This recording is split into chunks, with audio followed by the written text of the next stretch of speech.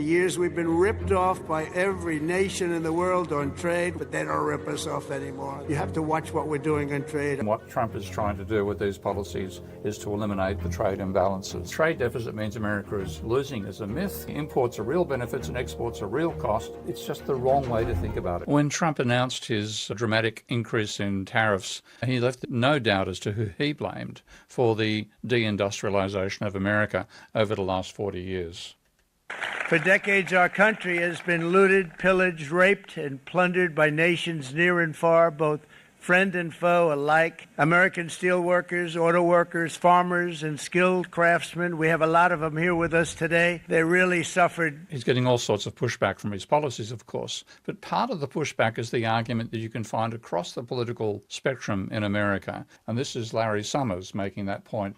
I'd like somebody to explain to me why it's a remotely sensible theory to say that the United States is being exploited by any country where the overall pattern of trade is such that we are running a trade deficit. Now, that's from the right wing of America. Obviously, he's a Democrat, but he's politically at the right wing end of the spectrum.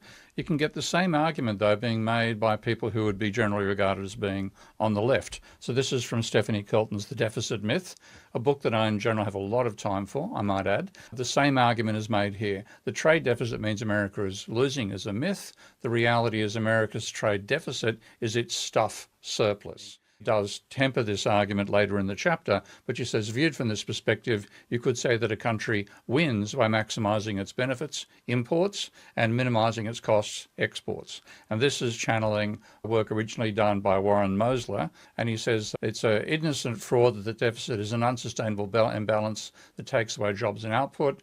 He says, in reality, imports are real benefits and exports are real costs. Trade deficits directly improve our standard of living. Jobs are lost because taxes are too high, not because of imports.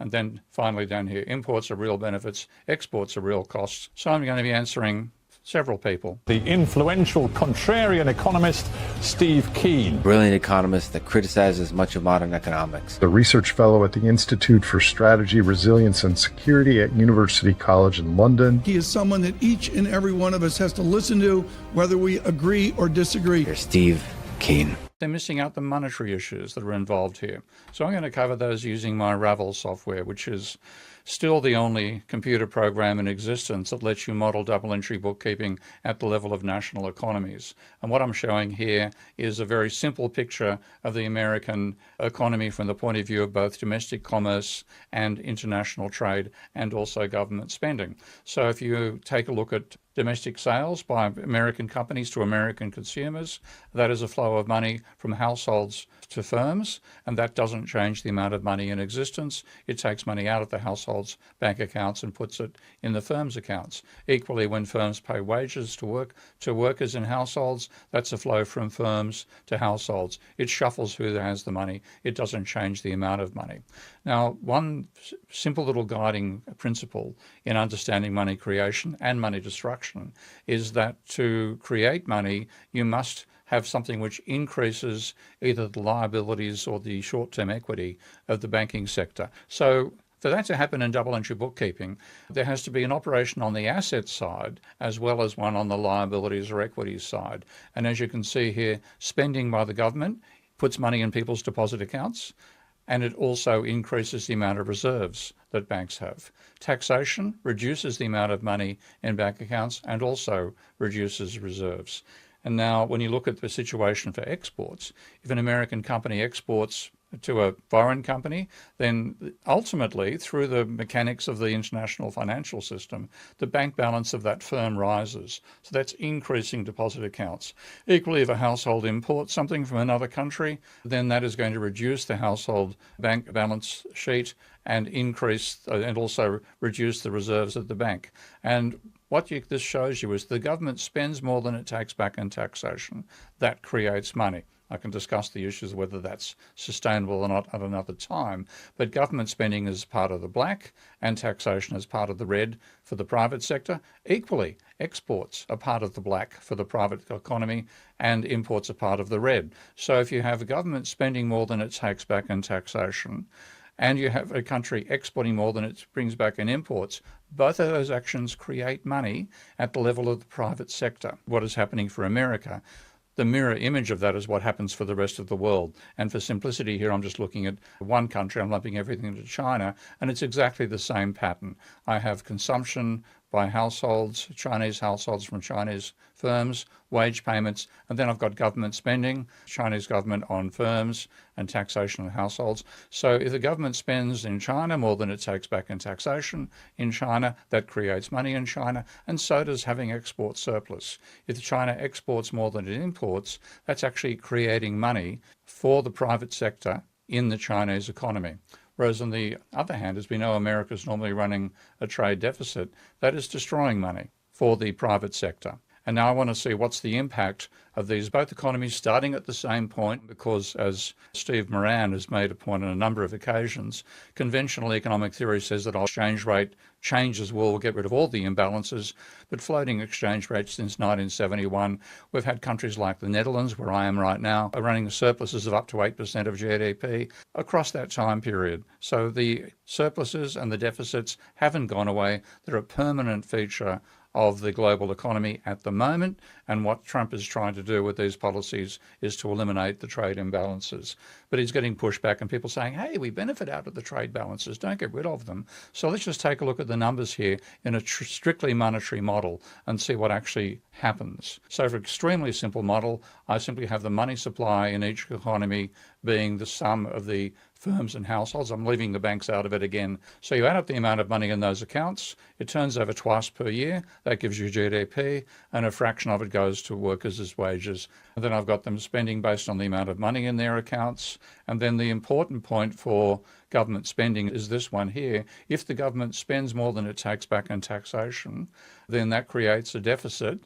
That deficit actually creates money. That's the point the first table makes. And I've got the government running a 3% of GDP deficit here in both countries. I'm doing the same thing for China as well. But the important point is the import point. And what I have is the American economy exporting 10% of GDP and importing 11%, which gives it a trade deficit, a negative trade surplus in that case. So if America's running a trade deficit, then China's running a trade surplus.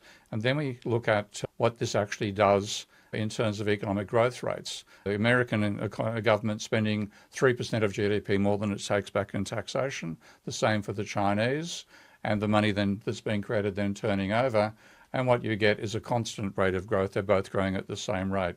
Now, what happens if America imports 1% of GDP more than it exports, which of course on the obverse means China is exporting 1% of GDP more?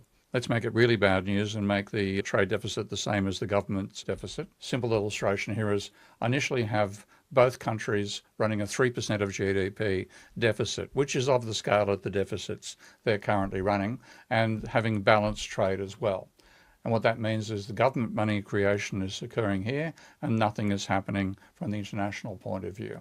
And you run the model with both countries starting at a value of 100 in their GDP, they both rise. They're both creating equivalent to 3% of GDP additional money every year. But what happens if America runs a trade deficit? So it imports 1% of GDP more than it exports. What's causing this? Okay, America is now growing more slowly than China. In fact, if I bump that up and say that its trade deficit is equal to its government deficit, then you get the economy flatlining. No growth in America, but lots of growth in China. And in fact, each time the trade deficit increased for the American economy, that boosted growth in China.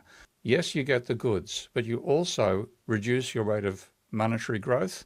You reduce the amount of money available for ordinary commerce. You reduce the amount of money for entrepreneurs. And looking at particularly from the point of view of a country like China, which is focused on building up its manufacturing sector, Elon Musk rubbishing the cars of BYD about 11 years ago. Fast forward to today, they have transformed a primitive car manufacturing company, which Musk rubbished, saying, have you seen their cars? In a video about 12 years ago, to one which is now out-competing Tesla.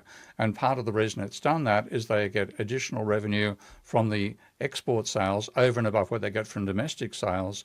My little abstraction here of saying the government just spends on firms, of course it spends on firms and households. If you have a government spending equivalent to a trade deficit that comes out of the purchases of imported cars from a company overseas, that money spread over the entire economy. But the company that is producing those cars, let's take BYD as an example in China, gets a massive boost. It'll grow more rapidly. And that enables companies like BYD in China, ASML in the Netherlands, which is the world's only producer of highly sophisticated chip manufacturing technology. They maintain the lead. And they maintain the lead partly out of reinvesting the extra revenue they're making out of exports that wouldn't be there if the country wasn't running a trade surplus. One is to take a look at what's called the Atlas of Economic Complexity. And you can see in this chart at the moment that back in 2000, China ranked number 31 in the world in terms of the complexity of products that it can produce. It's risen to 15, which is pretty impressive. Now, who's number 14? It's the United States, which has fallen from being number 7 in the world back in 2000 to number 14 in 2023. China now has a capacity to produce more sophisticated goods. China will be ahead of America. We see this ranking come out the next time around. So what they're doing is reinvesting their export surplus and industrializing, improving their productivity. That is turning up in a richer economy and a dramatic increase in their capacity to produce goods for themselves and for the rest of the world. A point here about those who say exports are a cost and imports are a benefit. If that's, then countries running a trade deficit should be doing better. That America, which is running a trade deficit and has been doing it since 1975, its average trade deficit across that period has been of the order of 3.75% of GDP. It's quite a massive trade deficit. China, on the other hand, is running a 2% of GDP surplus across the same time period. The export surplus and it gives you extra money over and above what you get out of domestic money creation to invest and enable your economy to grow more rapidly. And there China is the hands down winner. When you look at the per capita growth of the United States over the last 40 so years, it's been about 1.7% growth in per capita income. China, on the other hand, 8% per annum increase in per capita income. Now, again, if that exports are a cost, imports are a benefit argument was correct, what else is China doing to overcome that handicap? It's just the wrong way to think about it. You have to think about everything in monetary terms, not just government money creation, not just private banks creating money, but also exports creating money and that enabling more economic activity to take place. There's a little rule which is called the rule of 72, or Elon Musk would like it in continuous time terms as the rule of 69. If you divide a growth rate into the number 72, it tells you how long it'll take a particular economy to double in size. Now, if you divide 8 into 72, you get less than 10 coming out. You get about 9. That means that every 9 years, the per capita standard of living in China doubles. China's virtually caught up to America. Keep it going for one or two more decades, it'll be ahead of America in per capita income. So thank you, Donald. That's what they're actually been doing. And you need a monetary analysis to understand this. But there is a guy who came out with a scheme that could actually reduce the imbalances in a fair way across the entire global economy. His name was John Maynard Keynes. I'll talk about him in the next video. If you're like many other truth seekers and want to learn 50 years of real economics from me in only 7 weeks, you'll love my new 7-week Rebel Economist Challenge as well.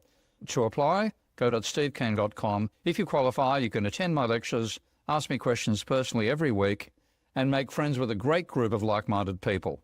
So again, like many others, go to stevekeen.com to apply as well for the 7-week Rebel Economist Challenge. Good luck.